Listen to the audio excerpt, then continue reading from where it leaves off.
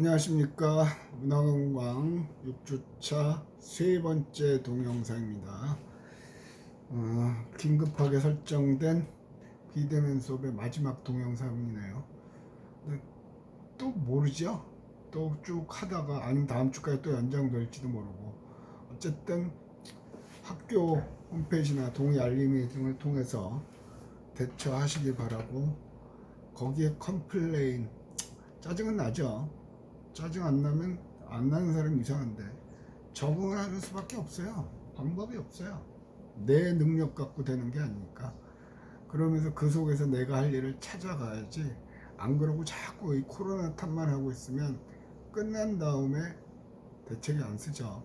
예, 코로나는 끝날 것 같죠. 지금 미국에서는 먹는 경구용 치료제도 나왔다고 그러죠. 1인당 뭐 70만 원이니까 80만 원 뭐 그것도 된다고 그래요. 그래서 그게 이제 게임 체인저라고 그러죠. 그걸로 인해서 확 바뀔 것 같아요. 여행도 다니기 시작하고.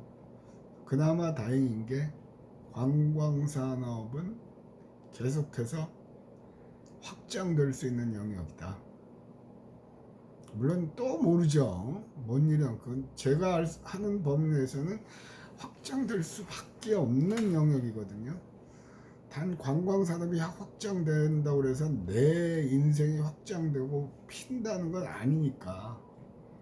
확장되는 건 확실한 것 같다. 그럼 그 속에서 내가 할 수 있는 역할은 뭘까 고민해 보려는 거죠.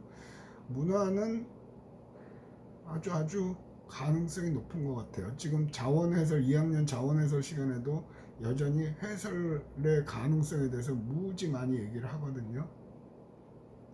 뭐 인공지능이 대체할 거냐, 로봇이 대체할 거냐, 뭐 그것에 관해서 뭐 지난주하고 이번 주하고 책을 몇 권 읽었습니다만, 그걸 읽고 결론이 뭐냐? 가능성이 있다. 인공지능하고 그닥 연관을 받기 어렵다. 로봇하고 그닥 연관을 받기 어렵다. 고로 이쪽은 유망하다. 결론, 강의실에서 열심히 강의해도 사기가 아니다. 그렇기 때문에 하는 거고요. 제 결론은 그래요. 만약에 이게 유망하지 않으면 그만해야죠. 그죠? 다른 걸 찾아야죠. 그럴 것 같아요. 저는 그럴 것 같아요. 어쨌든 됐고요. 참고로 우리 다시 한번 말씀드립니다. 또 넋놓고 있지 말고 문화론의 팀명 제출하는 거예요. 조별 발표 규정 나눠드렸고요. 요게 양식에 근거해서 사인 다 해가지고 4인 1조로 해서 제출하시면 됩니다. 언제? 10월 14일, 그러니까 10월 14일 목요일 날 제출을 하시면 되고요. 그날 몇 개 주냐에 따라서 발표 추첨도 예정이고요. 그래서 만약에 그날 또 저희가 된다 그러면 비대면 수업을 한다 그러면 다른 걸 해서 제시를 하겠습니다. 미리 그런 거는 단톡방에 올리도록 하겠습니다. 어쨌든 미리미리 그것들은 만드셔서 10월 14일 날 제출할 수 있도록 준비를 하시기 바랍니다. 지금 특별하게 하시는 게 없으면 자꾸 모이세요. 모여서 얘기를 하세요. 단 마스크 쓰세요. 이거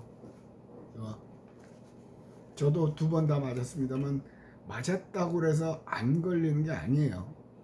걸리는데 뭐 심각한 사태로 발전을 안 한다는 거죠. 항상 조심하고, 만약에 치료제가 나와도 마스크는 당분간은, 그게 언제까지일지 모르겠고 상당 기간 마스크는 필수 품목이 될 것 같아요. 필수 품목이 될 것 같아요. 그래서 조심조심 해가면서 문화 이 프로젝트 하면서 조금씩 정신적인 여유를 가져보시는 것도 나쁘지는 않다고 생각을 돼요. 어차피 학점은 잘 준다고 그랬죠. 물론 나누는 건 어쩔 수가 없고 제 영역이 아니고 그 한도 내에서는 그건 여러분들이 보셔서 아실 것 같아요. 자, 세 번째 동영상은 이제 문화 상대주의를 두 번째로 에스키모 얘기하고, 어느 쪽이 우열을 가리지 말라. 어느 쪽이 좋다, 나쁘다. 각각 나름대로 이유가 있다. 그걸 얘기를 했죠. 그래서 문화 추구하는 건 문화 관광은 평화다. 그런데 그 속성은 문화다. 바꿔 말하면 관광은 결국 문화 때문에 만들어진 거. 문화가 왜? 다르니까. 다르다는 것에 호기심을 느끼고 흥미를 느끼는 거거든요. 근데 그걸 하면서 다르다고 비난하거나 그러면 안 된다. 근데 현실적으로 비난을 하죠. 어느 나라는 손으로 먹는다고, 그죠? 손으로 이렇게 먹는다고 그걸 갖고 비난을 하고 그들 나름대로의 이유가 있는 거예요. 어느 나라는 돼지고기를 안 먹는다고 해서 뭐 어쩌고 저쩌고 비난하고, 돼지고기를 먹는다고 비난, 안 먹는다고 비난, 서로 비난만 하는데 그거는 비난하게 내비두고 그걸 어떻게 활용을 해서 독특한 걸 만들어낼 것인가, 그 부분을 하는 얘기고요. 그 문화 상대 과제 낸다고 그러다가 잊어버렸어요. 세 번째 과제는요, 이건 언제 제출하죠? 명단 제출하려면 그거 하지 말고, 한 조는 몇 명이죠? 한 조는 4명입니다. 4명. 과제의 답은 4명. 예. 4명. 저거 채점할 거 하면 저거 체크할 일 생각하면 깝깝해요.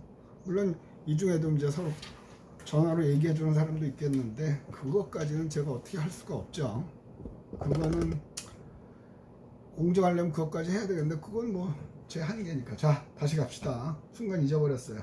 그거 한다고 이거 다시 찾아놓고 하다가 19일 날 조당 4명 채우고, 그 다음에 문화상대주의 맨 끝에 보면 자민족 중심주의요. 문화상대주의와 대조적인 견해는 자신이 소속된 민족의 관점에서 다른 민족의 가치관, 문화 등을 문화 일반의 일들을 받아들인 거예요. 비슷해요. 생각 까딱 해석을 잘못하면 그 말이 그 말 아닌데 뭐 구별합니까 하는데 그건 중요한 건 아니고요. 이건 이렇게 예를 듭시다. 혹시 여러분 히틀러라고 아시죠? 히틀러 독일의 총통이죠. 2차 세계대전의 주범, 끝내는 권총 자살을 했죠. 코시엄기는 히틀러. 근데 여러분 아세요? 히틀러는 국민들이 뽑았어요. 독일 국민들이. 그러니까 많은 사람들이 히틀러가 독재자라고 생각을 하거든요. 독재자 아니에요. 국민들이 뽑아서 낸 거죠. 근데 정상적인 투표를, 선거를 통해서 뽑힌 거죠. 히틀러가 그렇게 했던 거는 1차 세계대전 끝에 졌죠, 독일이. 그래가지고 이긴 나라들이 배상금을 물렸어요. 도저히 독일 자체가 감당할 수 없는 배상금을 물렸죠. 온 나라가 헉헉 되는 거예요. 거의 거지가 된 거죠. 온 나라 국민들이 다 거지가 됐어요. 그래서 엄청난 인플레이션도 일어나고요. 근데 히틀러는 그걸 이용한 거죠. 우리 배상금 안 내는 뭐 어쩌고저쩌고 하면서. 근데 끌어들인 게 뭐냐면 게르만족의 우수성을 나타내면서 국민들의 호응을 이끌어냈죠. 그러면서 뭔가 재물이 있어야 되잖아요. 그래서 유대인들, 저 열등한 애들이다. 자기 관점에서 보는 거죠. 자민족 중심주의. 저런 애들이 번져나가면 안 된다. 몰아서 죽이는 거죠. 근데 모든 독일 국민들이 거기에 동의를 했어요. 물론 지금은 계속해서 반성을 하고 하지만, 그리고 지금은 이제 유럽 연합이 되면서 독일은 최고 부자 나라가 되고 있죠. 그리스나 이탈리아 그런 데는 여전히 헉헉대고, 근데 유럽 연합이 되면서 독일은 엄청난, 그것도 이제 경제 얘기니까 어쨌든 문화적으로는 자민족 중심주의예요. 2차 세계대전 당시에 나치 하이 히틀러 하는 거였어요. 문화 4대주의요. 이거는 우리나라 역사를 일제식민지에서 일본들이 우리는 4대주의다 막, 그래서 뭐 명나라도 숭배하고 뭐 중국을 숭배하고 막 맨날 그랬다 뭐 그런 얘기도 그런 식으로 가르쳐서 많이 알 거예요. 자, 문화사주의는 다른 사회의 문화만을 동경 숭상한 나머지 자기 문화를 업신여기거나 낮게 평가하는 제도. 자기 걸 업신여기는 거예요.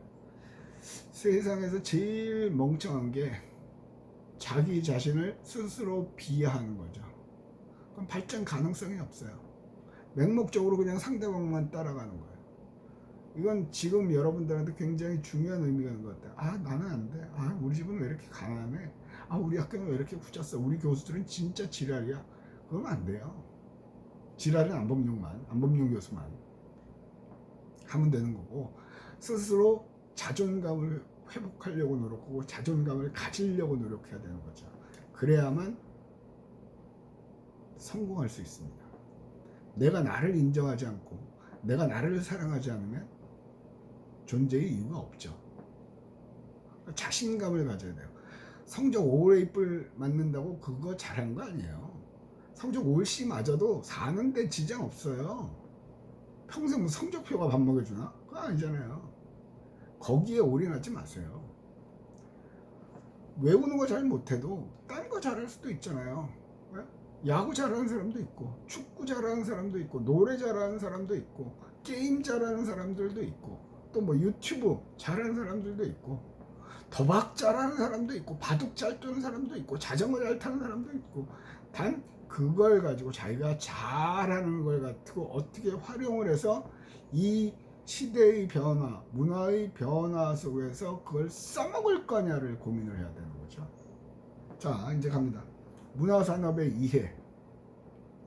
사실 이건 새로 시작을 해야 되는데, 문화산업의 이해. 자, 책에는 없습니다. 세계적 경제학자인 피터 드러커라는 사람이 옛날에 이런 얘기를 했어요. 21세기는 문화산업에서 각국의 성패가 결정될 것이고, 최후의 승부처가 바로 문화산업이다. 예, 앞으로는 문화라는 거예요. 그 케인즈라고, 이거보다 한참 전에 그 사람도 경제학자예요. 그래서 100년 뒤에는 인간은 일주일에 15시간만 일하고 사는 세상이 온다, 예측을 했어요. 근데 이게 15시간 일할 것 같죠? 왜? 로봇들이 대체를 하니까요. 그리고 실질적으로 지금 코로나 전에 제가 접한 정보에 의하면 프랑스는 주 3일 근무제라고 그랬거든요. 주 3일. 그죠? 그러니까 프랑스는 남자가 육아휴직 당연히 써야 되고요. 안 쓰면 벌금 내요. 왜 그러냐면 걔네도 애들을 안 낳거든요. 그러니까 고령화, 우리는 이제 고령사회가 됐죠. 고령화사회, 고령사회, 초고령사회. 초고령사회는 대책 안 쓰는 거죠. 근데 그걸 미리 하고, 걔네가 되는 과정이 약 80년인가 100년 걸렸다고 그러죠. 그러니까 중간부터 서서히 준비를 한 거예요. 그래서 남자가 육아휴직을 안 쓰면 해고예요, 해고. 반드시 써야 돼요.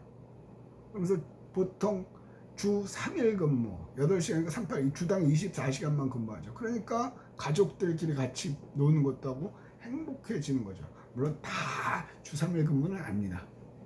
직종에 따라서는 주 5일 근무를 하는 데도 있긴 있다고 그래요. 근데 위로 가면 갈수록 주 3일 근무예요. 어쨌든 전반적으로 그렇게 갈 거다. 그러면 남는 시간은 뭐 할 건데? 놀아야죠. 처음에는 뒤져 자겠죠. 근데 자는 것도 하루 이틀이고 멍 때리는 것도 하루 이틀이잖아요. 그러다 보면 그런 세상이 온다는 거예요. 80년 후에는 그런 세상이 온다, 그걸 예측을 했어요. 이게 언제인지 기억이 안 나는데 지금 서서히 그런 게 오고 있단 말이에요. 파이어족도 있고, 그러니까 은퇴한 사람들도 놀러 다니고, 경제적 부를 추구한 사람들도 놀러 다니고, 많은 사람들이 놀러 다니잖아요. 그죠? 근데 그 중에 여기서 피터 드러커라는 문화가 성패를 결정한다. 우리 피부에 와닿죠? 요즘 화두가 되는 게 뭐예요? 오징어 게임. 어휴, 전 넷플릭스를 안 해서 그거 하면 또 그거에 빠질까봐. 근데 오징어 게임을 모르면 안 되겠길래 혹시나 하고 유튜브를 들어보니까 나름대로 요약본도 있고 했어요. 그래서 제가 처음부터 끝까지 본 건 아니에요. 요약본하고 설명하고 이런 거 저런 거 찾아서 봤더니 결국은 경제 상황이죠. 작년인가요? 기생충인가요? 그거하고 거의 같은 맥락인 것 같아요. 빈부격차. 그런데 왜 전 세계가 거기에 공감을 하냐? 넷플릭스가 들어가는 나라가 83개국에 들어가고 있대요. 83개의 나라. 그래서 83개의 나라에서 다 1등을 했어요. 동시에 1등한 거는 82개국 가지고요. 그러니까 왔다 갔다 하겠죠. 처음에 한번 못했던 게 인도였거든요. 인도. 근데 인도에서도 한 번 또 1등을 했죠. 어마어마한 거예요. 어마어마한 거. 결국은 컨텐츠 문화잖아요. 컬처. 그러면 넷플릭스에 나오는 인형 제일 먼저 그거 생각했거든요. 인형. 그러니까 한국에 있대. 저거 대박이다. 저거면 태양의 후예하면 촬영지 뜬 것처럼. 그러니까 넷플릭스 세트 정도. 그런데 벌써 딱 막아버렸어요. 왜 막았는지 모르겠는데. 문화 딱 넷플릭스 그만하고 BTS요. UN 총회 가서 연설만 하는 줄 알았더니 공연도 했죠. 사진도 찍고요. 대박이에요. 자, 그만큼 그 대박을 방시혁이라는 애가 만들어낸, 방시혁이라는 사람이 기획자가 만들어낸 거고, 어쨌든 떴잖아요. 우리나라 연예인도 세계적으로 나가죠. 이 조그만 나라에서. 뭐요? 오빤 강남스타일 사인아웃 떴었죠. 그죠? 또 기생충 영화, 또 윤여정의 미나리. 문화산업이에요. 문화산업은요, 관광산업하고 접목시키기가 아주 쉬워요. 아주 쉬워요. 그러니까 요즘은 유튜브나 그런 데 나오는 거 보면 그 딱지치기 하는 그 패러디 영상들 뜨잖아요. 그죠? 근데 한 가지 조심할 건, 이게 과연 지속적으로 오래 가느냐? 개인적으로 그건 아닌 것 같아요.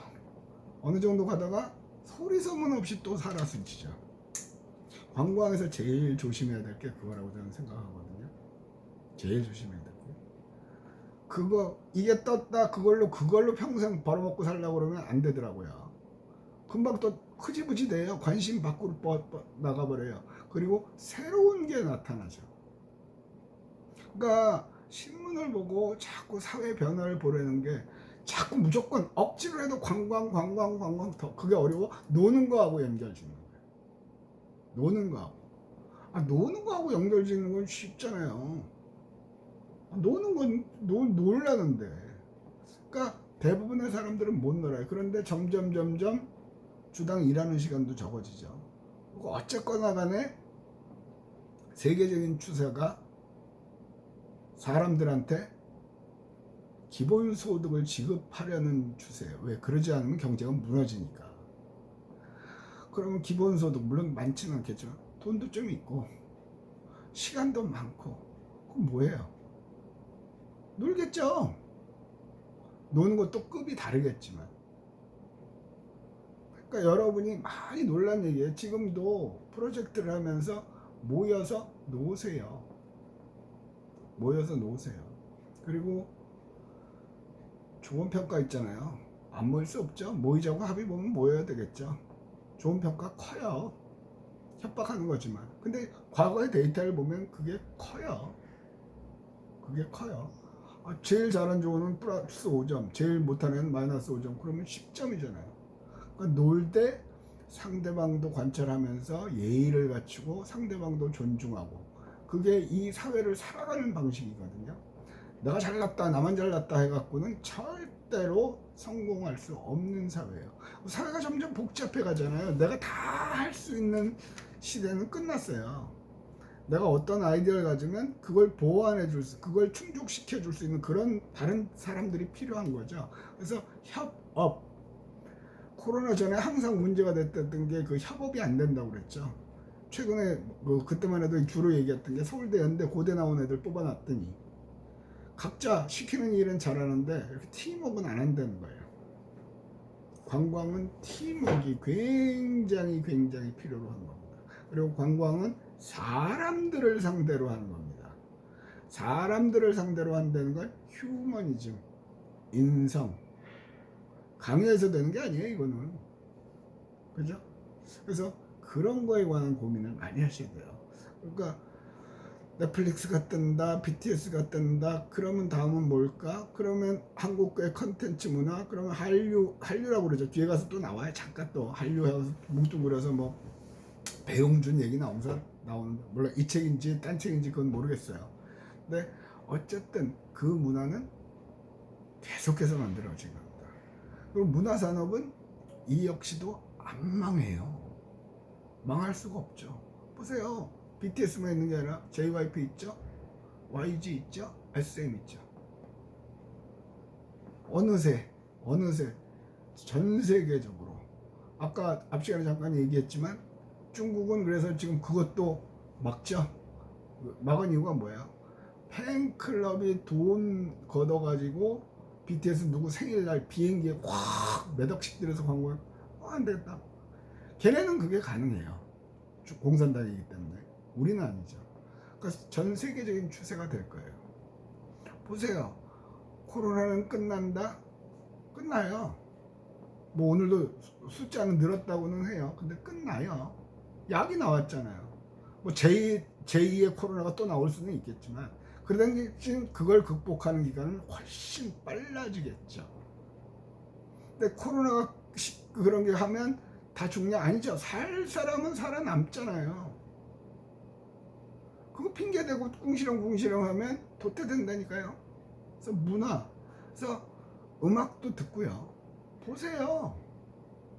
넷플릭스도 보고, 그리고 거기에 빠져서 한 번쯤 생각도 해보고, 이 사회 현상, 사회 그런 것도 생각해보고, 수업 시간에 그런 얘기를 했죠. 사회가 존재할 수 있는 이유, 가능하게 하는 여러 가지들을 설명을 했잖아요. 그런 것하고도 접목을 시키고요. 그러니까 사회 관광 산업을 해서 관광 쪽으로 어떻게 하면 그 사회의 발전에 기여할 수 있는가? 교수님, 전 그렇게 원대한 아니요. 그 기여를 하면 또 돈이 벌려요. 좋은 일 하면서 또 돈이 벌려요. 괜찮은 거라니까요. 됐고요. 자, 봅시다. 그 얘기하다가 오늘 시간 다 가버렸네요. 책을 읽어볼게요. 여러분 여기 20페이지 사진 옆에 초기의 문화산업은 문화 생산물이나 서비스가 문화 발전에 대한 관심보다는 상업적, 경제적 고려에 입각한 전략에서 하나의 상품으로 생산 판매되는 현대의 산업 형태로 보았다. 자, 쉽게 말하면 뒤에 가서도 나오겠지만 옛날에 음악 들려고 판소리를 합시다. 판소리 하는 사람 불러와야 됐죠. 그죠? 그 사람이 와야 소리를 할 거야. 장구 치는 사람도 데리고 와요. 근데 그게 급격하게 변하는 기술의 발전으로 테이프, 녹음기 틀어주면 되죠, 이제는. 그죠? 그러니까 처음에 그렇게 발전을 했던 건, 그러니까 판소리 그런 거 할 때는 그걸 문화 산업이라고 인정을 안 했죠. 우리는 소리꾼, 그럼도 조금 비하하고 그랬단 말이에요. 근데 이제 그게 테크놀로지죠. 기술의 발전으로 음반이 만들어지고 동영상이 만들어지죠. 동시동적이에요. 어저께가 지금도 끝났는지 아는데 2년 만에 사상에서 락 페스티벌 개최했죠. 근데 현장 모이는 인원은 500명인가 50명인가 사전에 뽑고 500명 굉장히 조금이었던 것 같아요. 그런데 그게 동시에 생방송으로 중계가 됐죠. 그래서 동시 접촉 수가 또 어마어마하게 많았던 것 같아요. 그러니까 이 와중에도 살아갈 방법을 찾아내요. 그게 인간이에요. 인간이 존재할 수 있는 건, 또 생존할 수 있었던 거는, 인간이라는 종이 생존할 수 있었던 거는 똑똑해서도 아니고 힘이 세서도 아니에요. 변화에 적응을 했기 때문에. 지금 보면 공문 온 거 보면, 또 아까 전화 온 거 보면 뭐죠? 눈꽃 축제 그거 하는 것도 어쩌고저쩌고 하죠. 이제 축제들이 이제 다시 또 일어나기 시작해요. 미리미리 준비하잖아요. 멍청한 지자체는 그러겠죠. 아유, 이거 하면 뭐하냐, 또 끝날 텐데, 또 코로나 할 텐데. 못하는, 이미 다른 지자체들은 하고 있죠. 연산동 고분군도 다시 어떻게 관광 가능성은 저는 희박하다고 보는데, 또 집단지성, 머리를 맞대고 또 이렇게 저렇게 얘기하다면, 각 분야에 있는 전문가들이 모여서 얘기하면 또 다른 뭔가가 나올 수도 있겠다 하는 생각은 해요. 근데 초기에는요, 문화산업은요, 서비스, 문화발전 이런 것들을 그러니까 상업적으로 이용하는 거, 그걸로 했던 거예요. 아까 얘기한 녹음기, 요새 녹음기라는 말도 안 쓰는데, 카세트 테이프 없죠. 응답하라에서 나왔던 거죠. CD도 요새는 없죠. 한동안 MP3 어쩌고 저쩌고 했는데 그것도 거의 요즘은 하긴 하다, 다운받으니까 USB 갖고 듣고, 그죠? 또 플랫폼에서 음반 듣고 다니고. 그러니까 변화에 감지하려는 거고, 어느 시간 돼서 그냥 요 정도 하고 만나서 합시다. 만나서.